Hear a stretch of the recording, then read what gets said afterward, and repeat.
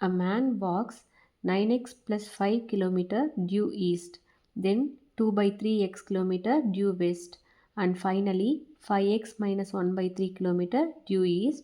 How far is he from the starting point? ஒரு man வந்து walk பண்ணுறாங்க. இது வெஸ்ட் சைடுன்னு வச்சுப்போம், இது ஈஸ்ட் சைட். ஸ்டார்டிங் பாயிண்ட் வந்து இது வச்சுக்கலாம். ஸ்டார்டிங் பாயிண்ட் இங்கேருந்து ஸ்டார்ட் பண்ணுறாங்கன்னா ஈஸ்ட் சைடு ஃபேஸ் பண்ணி எவ்வளோ டிஸ்டன்ஸ் ட்ராவல் பண்ணியிருக்காரு? 9x plus 5 kilometre. First 9x plus 5 kilometre towards east side வந்து ட்ராவல் பண்ணுறாரு. Then 2 by 3x kilometre due west. East side போகிறவங்க எகெயின் வெஸ்ட் சைடு வந்து திரும்பியும் வெஸ்ட் சைடு போகிறாரு. எவ்வளோ கிலோமீட்டர்? வெஸ்ட் சைடு போகிற டிஸ்டன்ஸ் வந்து 2 by 3 கிலோமீட்டர். ஒரு டிஸ்டன்ஸ் வந்து ஈஸ்ட் சைடு ஃபேஸ் பண்ணி போயிருக்காரு. திரும்பி எகெயின் ரிட்டன் வந்து 2 by 3 கிலோமீட்டர் வெஸ்ட் சைடு வந்திருக்காரு. நெக்ஸ்ட்டு அதிலிருந்து finally 5x minus 1 by 3 kilometre east side போயிருக்காரு. இந்த பாயிண்ட்லேருந்து எகெயின் ஈஸ்ட் சைடு ட்ராவல் பண்ணி 5x minus 1 by 3 kilometre travel பண்ணியிருக்காரு. இது வரைக்கும் வச்சுப்போம். அப்போ என்ன கொஷின் கேட்டிருக்காங்கன்னா, how far is he from the starting point? இந்த ஸ்டார்டிங் பாயிண்ட்லேருந்து அவர் எவ்வளோ டிஸ்டன்ஸ் போயிருக்காரு அப்படின்னு கேட்டிருக்காங்க. இப்போ அவர் ஈஸ்ட் சைடு போன டிஸ்டன்ஸ் எல்லாம் நம்ம ஆட் பண்ணிவிட்டு ரிட்டன் வெஸ்ட் சைடு போன டிஸ்டன்ஸை சப்ட்ராக்ட் பண்ணால் டோட்டலி எவ்வளோ டிஸ்டன்ஸில் இருக்காருங்கிறத நம்ம கண்டுபிடிச்சிடலாம். இந்த வெஸ்ட் சைடு போன டிஸ்டன்ஸை சப்ட்ராக்ட் பண்ணி ரிட்டன் வெஸ்ட் சைடு போன டிஸ்டன்ஸை சப்ட்ராக்ட் பண்ணிவிட்டு மீதி ஈஸ்ட் சைடு போன டிஸ்டன்ஸ் எல்லாம் ஆட் பண்ணால் டோட்டல் டிஸ்டன்ஸ் எவ்வளோ ஸ்டார்டிங் பாயிண்ட்லேருந்துன்னு நம்ம கண்டுபிடிக்கலாம். இப்போ சம்மன் போடுவோம்.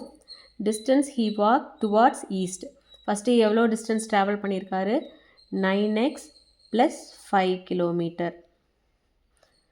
Next then 2 by 3x kilometre west. West side எவ்வளோ distance? 2 by 3x kilometre. Again finally எவ்வளோ கிலோமீட்டர் ஈஸ்ட் சைடு போயிருக்காரு? 5x minus 1 by 3 kilometre. இப்போ டோட்டல் டிஸ்டன்ஸ் எவ்வளோ ஸ்டார்டிங் பாயிண்ட்லேருந்து எண்ட் பாயிண்ட்டுக்கு எவ்வளோ டிஸ்டன்ஸ் இருக்குது அப்படிங்கிறத நம்ம கண்டுபிடிப்போம். ஈஸ்ட் சைடு போன டிஸ்டன்ஸ் எல்லாம் ஆட் பண்ணிவிட்டு வெஸ்ட் சைடு போன டிஸ்டன்ஸை சப்ட்ராக்ட் பண்ணிடலாம். இது ஈஸ்ட் சைடு போன distance 9x plus 5. West side போன டிஸ்டன்ஸை சப்ட்ராக்ட் பண்ணிடலாம். Minus 2 by 3x. ஒரு டேர்ம் மட்டும் இருக்கிறனால மைனஸை அப்படியே போட்டுட்டோம். இல்லைன்னா ப்ராக்கெட்ஸ் போட்டு ப்ராக்கெட்ஸ்குள்ளே இந்த மாதிரி 2 டேர்ம்ஸ் இருந்தால் ப்ராக்கெட்ஸ் போட்டு ப்ராக்கெட்ஸ்குள்ளே நம்ம வந்து மைனஸை உள்ளே கொண்டு போவோம். நெக்ஸ்ட்டு டிஸ்டன்ஸ் ஈஸ்ட் சைடு போன டிஸ்டன்ஸை ஆட் பண்ணணும். 5x minus 1 by 3. ரெண்டு டேர்ம் பாசிட்டிவில் இருக்கறனால நம்ம அப்படியே எழுதிக்கலாம். இப்போது வேரியபிள்ஸ் எல்லாம் நியர்பை வச்சுக்கலாம். லைக் டேர்ம்ஸ் எல்லாம் எக்ஸ் வேரியபிள், இதுவும் எக்ஸ் வேரியபிள், இது எக்ஸ், இது எல்லாத்தையுமே நம்ம பக்கத்தில் எழுதிக்கலாம். 9x இந்த டேர்ம் எக்ஸ் வேரியபிளை minus 2 by 3x plus 5x. அப்போ தான் நம்மளுக்கு சிம்பிளிஃபை பண்ண ஈஸியாக இருக்கும். நெக்ஸ்ட் இந்த term plus 5 minus 1 by 3. Like terms எல்லாம் கம்பைன் பண்ணிக்கலாம். கான்ஸ்டன்ட் டேர்ம் எல்லாம் தனியாக கம்பைன் பண்ணிக்கலாம். இப்போது 9x plus 9x plus 5x இது ரெண்டையும் ஃபஸ்ட்டு ஆட் பண்ணிடலாம். அப்புறம் ஃப்ராக்ஷனை ஆட் பண்ணிக்கலாம். 9 plus 5 14x minus 2 by 3x. இந்த டேர்ம் இது ஒரு நம்பர், இது வந்து ஃப்ராக்ஷனில் இருக்குது. ஸோ 5க்கு டிவிஷனில் எதுவும் இல்லைன்னா டிவைட் பை 1ன்னு போட்டுக்கலாம். டினாமினேட்டரில் எதுவும் இல்லைன்னா 1 இருக்கிறதா மீனிங். இந்த கான்ஸ்டன்ட் டேர்மை நம்ம தனியாக சிம்பிளிஃபை பண்ணிக்கலாம். இங்கே 3 இருக்குது, இங்கே 1 இருக்குது. ஸோ இது ரெண்டுக்கும் எல்சிஎம் எடுத்தால் 3. இந்த டேர்மையும் டினாமினேட்டரையும் 3ஆக சேஞ்ச் பண்ணால் தான் நம்ம சப்ட்ராக்ட் பண்ண முடியும். ஸோ இதை டினாமினேட்டரை 3ஆல் மல்டிப்ளை பண்ணும்போது நியூமரேட்டரையும் நம்ம 3ஆல் மல்டிப்ளை பண்ணணும். 5 3s are 15/3 மைனஸ் 1/3. ஃப்ராக்ஷனில் இருக்கிறனால டினாமினேட்டரை சேம் பண்ணிவிட்டு அப்புறம் தான் நம்ம சப்ட்ராக்ட் பண்ண முடியும். இப்போ இந்த டேர்ம் நெக்ஸ்ட்டு இந்த டேர்ம்லேயும் டினாமினேட்டரில் எதுவும் இல்லைன்னா 1 இருக்கிறதா மீனிங். இந்த ரெண்டுமே சேம் வேரியபிள்ஸ். இதை கம்பைன் பண்ணுறதுக்கு ஃப்ராக்ஷனில் இருக்குது. ஸோ இங்கே 3 இருக்குது. 3 1s are 3. எல்சிஎம் வந்து 3. ஸோ இந்த டேர்மில் டினாமினேட்டரை 3ஆல் மல்டிப்ளை பண்ணால் நியூமரேட்டரையும் 3ஆல் மல்டிப்ளை பண்ணோம். அப்போ தான் டினாமினேட்டர் சேமாக இருக்கும். 14 3ஆல் மல்டிப்ளை பண்ணால் 3 4s are 12, balance 1 3 1s are 42x divided by 3 minus 2x/3. இப்போது டினாமினேட்டர் சேம் ஆயிடுச்சு.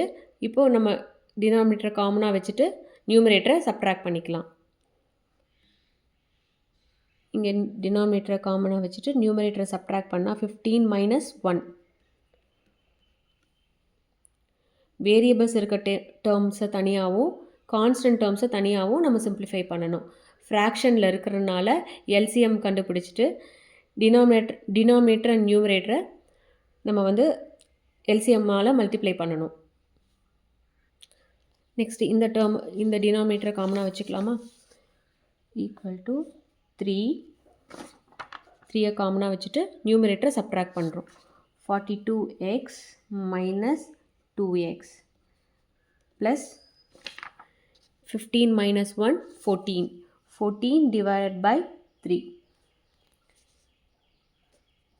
42லேருந்து 2வை சப்ட்ராக்ட் பண்ணும்போது 40x divided by 3 plus 14/3.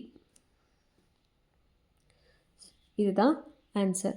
Our starting பாயிண்ட்லேருந்து எவ்வளோ டிஸ்டன்ஸ் ட்ராவல் பண்ணியிருக்காருன்னா 40x/3 + 14/3.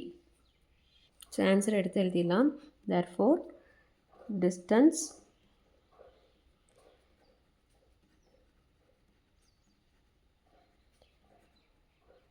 he traveled from starting point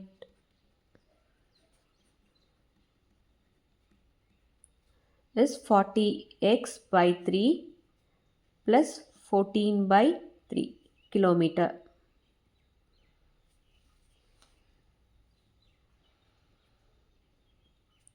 இவ்வளோ டிஸ்டன்ஸ் அவர் ட்ராவல் பண்ணி வந்திருக்காரு. இதுதான் ஆன்சர்.